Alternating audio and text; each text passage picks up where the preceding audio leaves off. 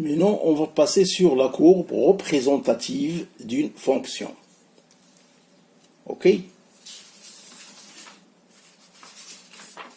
Donc, sur un plan,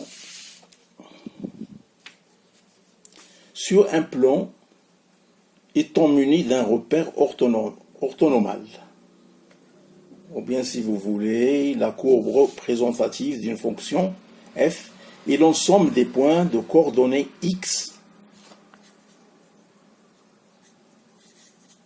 f de x.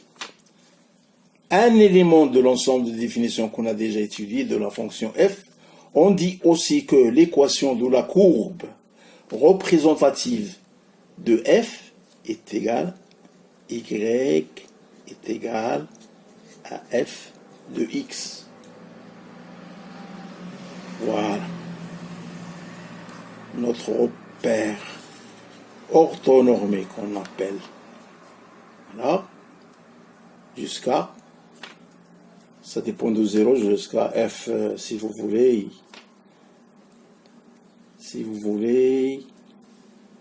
à chaque point, on assimile une coordonnée. Donc, on a ici 0, moins 1, moins 2, ok, 1, donc de 1, notre y, c'est moins 1, c'est f de moins 1, ok. Alors, notre courbe, il a l'aspect comme celle-ci. On prend n'importe quel point, au hasard. Il faut théoriquement, pour construire la courbe représentative d'une fonction, il faut calculer les images de tous les nombres de l'ensemble, n'importe quel nombre, de l'ensemble de définition de la fonction. Ce qui n'est en général pas possible, vous construisez par exemple la courbe représentative d'une fonction f, vous ne construisez pas en fait qu'une approximation de cette courbe, et non pas la courbe représentative elle-même. Ok? Donc il faut être prudent quand on utilise la courbe représentative d'une fonction. Cela d'une part. Pour construire la courbe représentative d'une fonction f, avec plus de précision possible, il est donc étudié de la fonction, par exemple, limite, dérivée, variation, parité, pair impair par exemple, périodicité,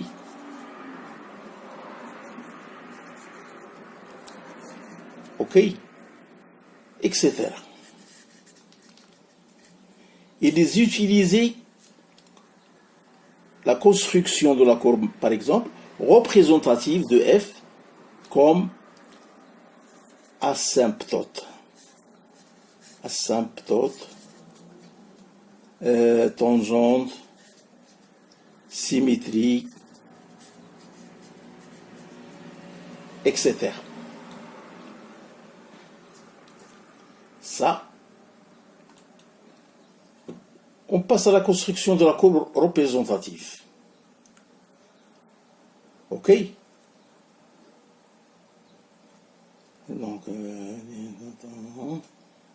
Donc tout est...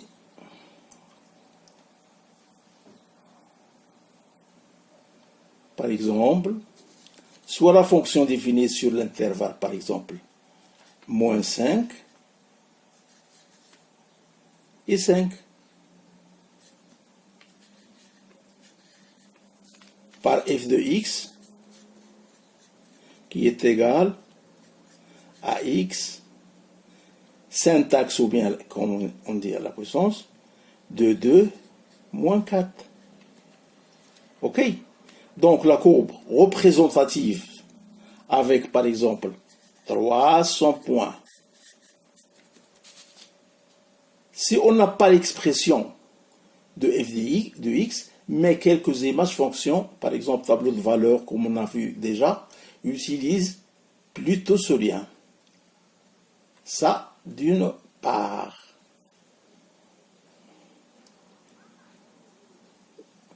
On remarque que la courbe met du temps à s'afficher, suivant les autres.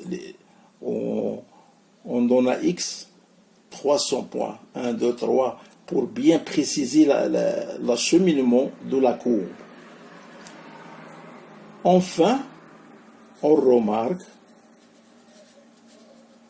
que la courbe met du temps à s'afficher au début. OK?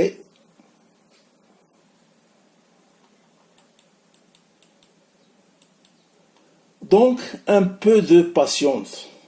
Par la suite, ce temps est largement réduit car les éléments qui servent, par exemple, dans la construction de la courbe, sont déjà téléchargés au fur et à mesure. Voilà.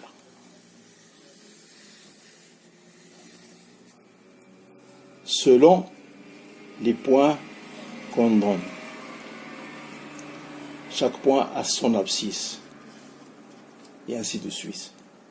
Je crois que cette leçon est bien intellectuelle, c'est-à-dire bien assimilée par vos connaissances. Donc c'est comme on fait la construction d'une courbe représentative d'une fonction point par point. C'est-à-dire, si on choisit une fonction f définie par f de x qui est égal à x syntaxe 2. OK? La courbe représentative de la fonction f est l'ensemble des points, par exemple, m, x, y, tel que y est égal à f de x. Pour, par exemple, illustrer cette définition, on fait varier un réel x.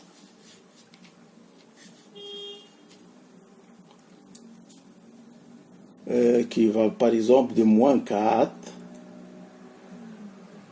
par pas de 0 à 1.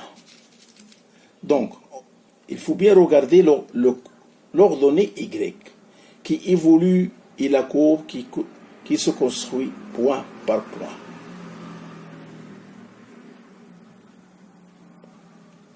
OK?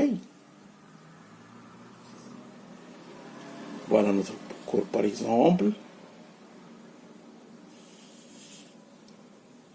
O, I et O, J. Donc c'est simple. Point par point, on donne à x0, c'est 0, x1, c'est 1, x2, c'est 2. C'est-à-dire x au carré, 2, c'est 4, 3, c'est 9, et ainsi de suite. OK? Donc, de là, on passe par exemple à l'ajustement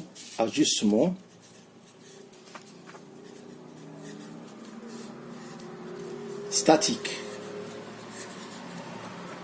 On considère deux variables x et y dépendantes dont on connaît quelques valeurs, par exemple, comme j'ai dit, xi, yj. Voilà les valeurs doivent être séparées par virgule, par le point virgule, le point, etc. On remplace la virgule par un décimal. Par exemple, x, xi, 1, 2, 3, etc. Valeur de y, et yg est égal, par exemple, 1, 8, 27, etc. C'est-à-dire x à la puissance de moins 4. Plutôt x au carré.